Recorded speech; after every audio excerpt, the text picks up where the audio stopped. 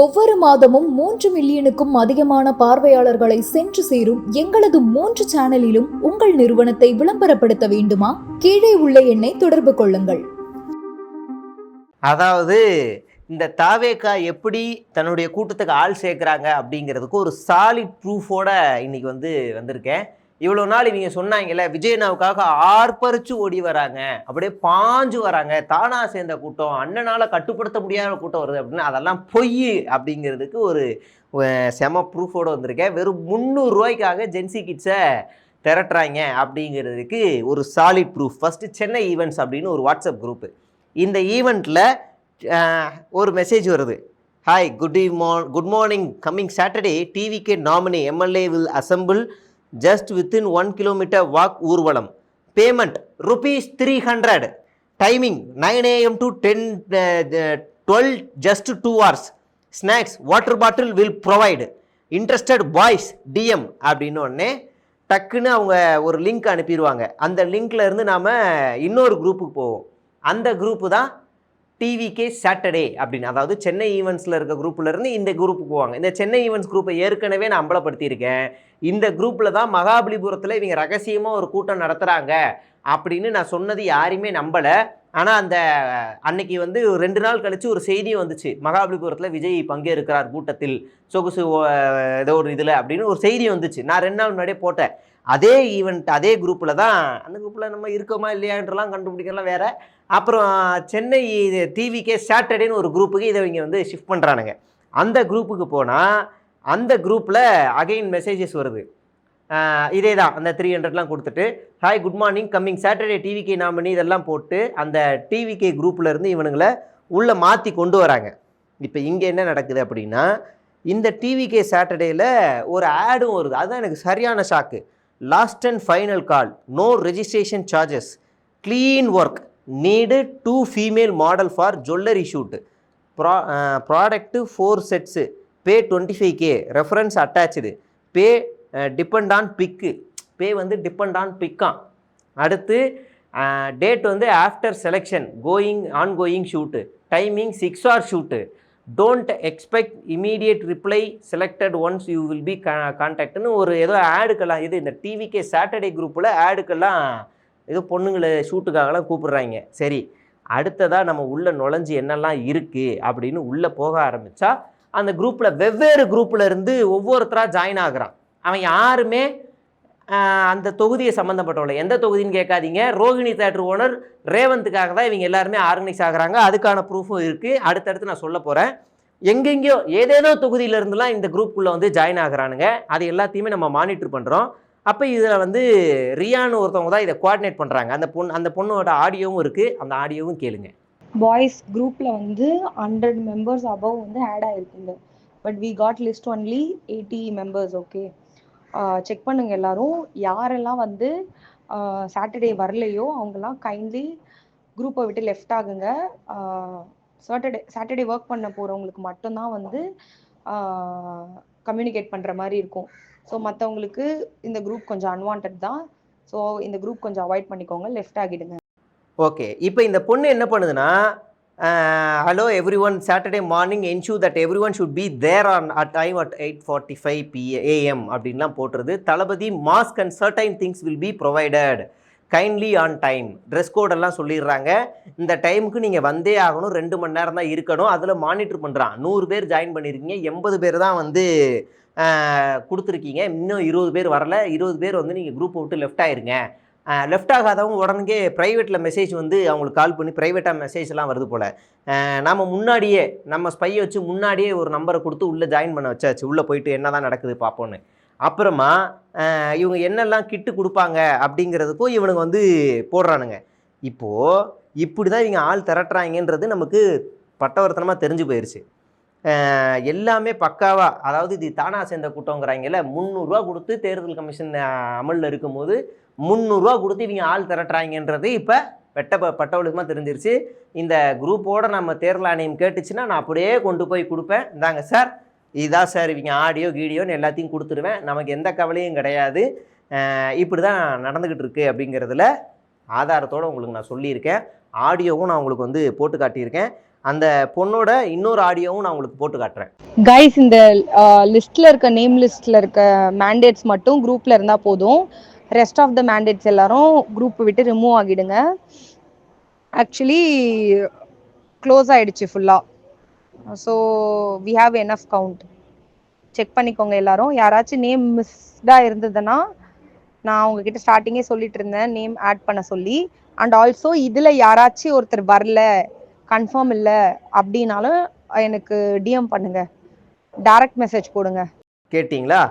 இப்படி தான் இது இயங்குது. அடுத்ததாக உங்களுக்கு வந்து நான் இன்னொரு எக்ஸ்க்ளூசிவ் என்ன வச்சுருக்கேன் அப்படின்னா, நம்ம சிடிஆர் வந்து ஒரு கடிதம் எழுதியிருப்பார், மேகாலய ஆளுநருக்கு மாற்றி எழுதியிருப்பார். மாற்றி எழுதிட்டு அதை குரூப்பில் போட்டு நான் நேற்றே அதை இது பண்ணி விட்டோம். இப்போ இவர் அசிங்கப்படுத்தணும் அப்படின்னு முடிவு பண்ணி இந்த பீல ஆரம்பிக்கிற சேனல் வந்து ஒரு வாய்ஸ் ஓவர்ன்ற நியூஸுன்ற பேரில் வாய்ஸ் ஓவர்ன்ற ஒரு சனியனை பற்றி இறக்கி விடுவாங்க. அது வேறு எரிச்சலாக இருக்கும். வடிவேலு ஒரு படத்தில் தன்னுடைய தாய் இறந்ததை சுடுகாட்டிற்கு சென்று அங்கு அழுகாமல் வேறு ஒரு பிணத்தோடு அழுது கொண்டிருப்பார். உடனே அங்கிருந்த வெட்டியான் அப்படின்லாம் போட்டு ஒரு வாய்ஸ் ஓவர் போட்டிருந்தாங்க. அந்த படத்தை ரெஃபரன்ஸ் வச்சே போட்டிருப்பாங்க. அண்ணன் சிடிஆர் நிர்மல்குமார் அண்ணன், உங்களை அசிங்கப்படுத்துறது வேற யாரும் இல்லை, உங்கள் கட்சிக்குள்ளேயே இருக்கிற ஒரு வேட்பாளர், மூத்த நிர்வாகி, முன்னாள் அரசு அதிகாரி தான், வேற யாரும் இல்லை. அவருக்கு பிஆர்ஓ வேலை பார்க்குறவருடைய பெயர் தினேஷ், அவரும் வேற யாரும் இல்லை. இதே சேனலில் வேலை செய்வதாக எனக்கு கிடைத்த தகவல். உங்களை அசிங்கப்படுத்தி டவுன் பண்ண வேண்டும் என்று உள்ளுக்குள்ளேயே லாபி நடக்குது, உஷாராக இருங்கள். இது நமக்கு கிடைத்த தகவல். இந்த மாதிரி உள்ளுக்குள்ள கட்சிக்குள்ளேயே அடிச்சு காலி பண்ணுறதுக்காக பல பேர் இருக்காங்க. அதில் பாஜகவில் இன்னொரு நியூஸ் வந்திருக்கு. அதில் என்ன அப்படின்னா, கருநாகராஜன் அவருடைய பாலியல் புகார் பற்றி அதே கட்சியில் இருக்கக்கூடிய நிர்வாகி ஒருத்தவங்க ஒரு ஆடியோவாக ஒரு தனியார் சேனலுக்கு கொடுக்குறாங்க. அவங்களுக்கு அந்த லேடியை கிளப்பி விட்டு புகார் கொடுக்க வச்சது வேற யாரும் இல்லை, அதே கட்சியில் முன்னாள் நிர்வாகி, தற்போது கோவை மற்றும் மைசூரில் பல நிலம் மற்றும் அப்பார்ட்மெண்ட்டுகளை கட்டி கொண்டிருக்கும் பரம ஏழை, பெட்டி பெட்டியாக ஃபைல்ஸ்களை ரிலீஸ் செய்கிறேன்னு ஆளுநரை போய் சந்தித்தவர். அவர்தான் கருநாகராஜனை கருவறுத்தவர் என்பது கூடுதலான ஒரு தகவலாக இன்று பார்க்கப்படுகிறது.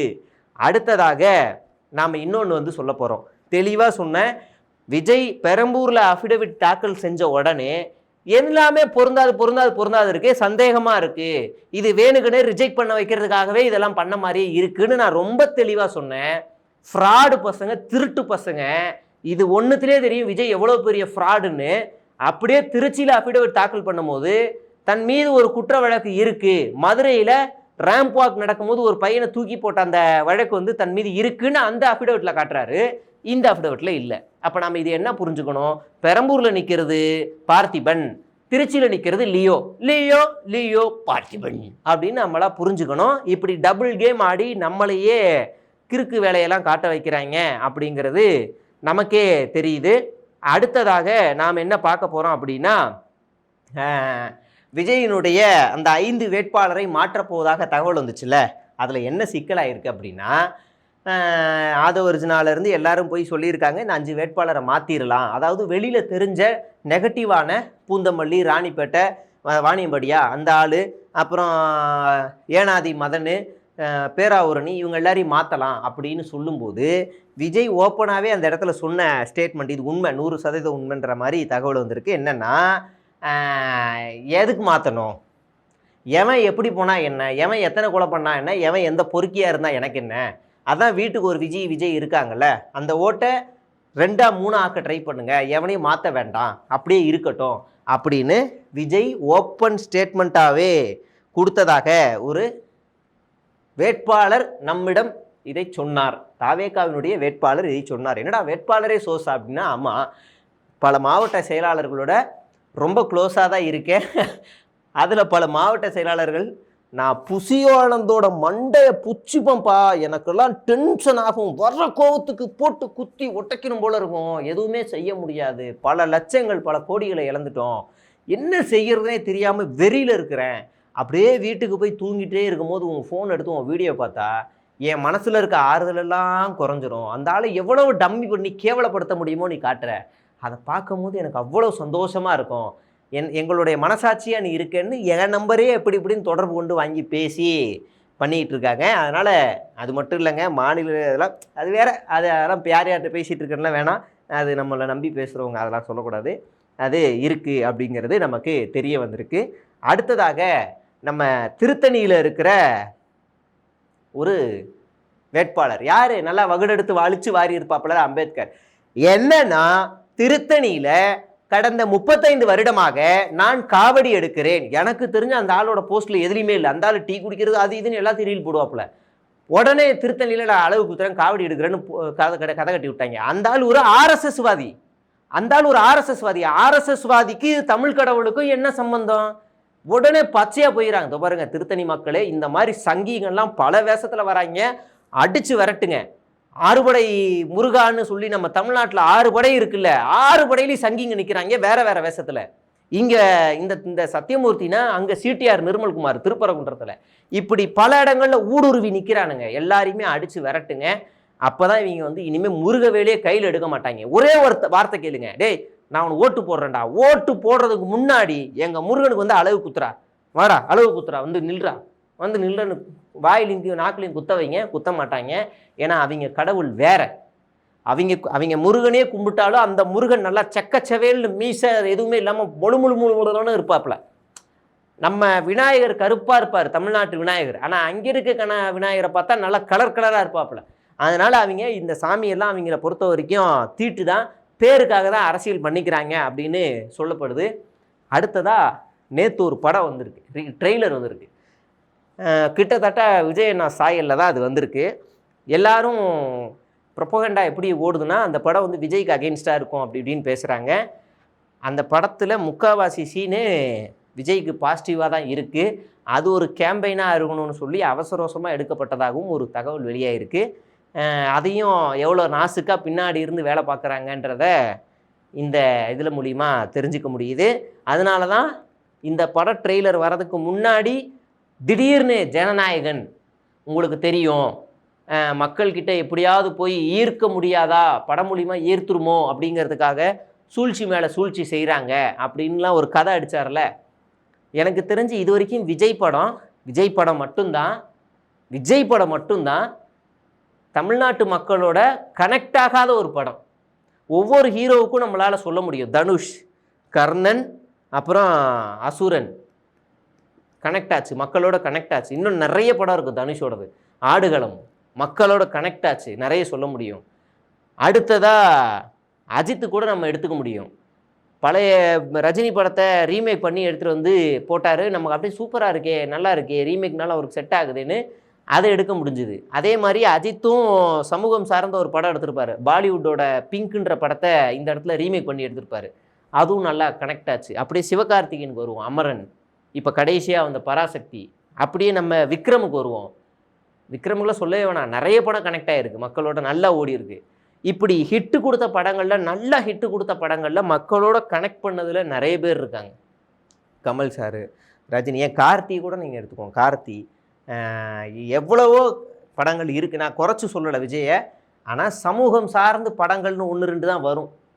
சூர்யா கூட, அது இந்த படம் ஜெய்பீம் கூட எடுத்துக்கலாம். சமூகம் சார்ந்து முழுக்க சாதியை எதிர்க்கிற படம், மதங்களை எதிர்க்கிற படமாகட்டும், இல்லை அதிகாரத்துக்கு எதிரான ஒரு படமாக இருக்கட்டும், அப்படி எடுக்கிற படங்களில் விஜய் தேர்வு செஞ்சு நடிச்சிருக்காரா அப்படின்னு கேட்டால் எதுவுமே இல்லை. முழுக்க இஸ்லாமியர் வெறுப்பு, அப்படி இல்லைன்னா சாதியை தூக்கி பிடிக்கிறது, இல்லைன்னா பெண்கள் மீதான வெறுப்பு தான் எடுத்து வச்சுருக்காங்க.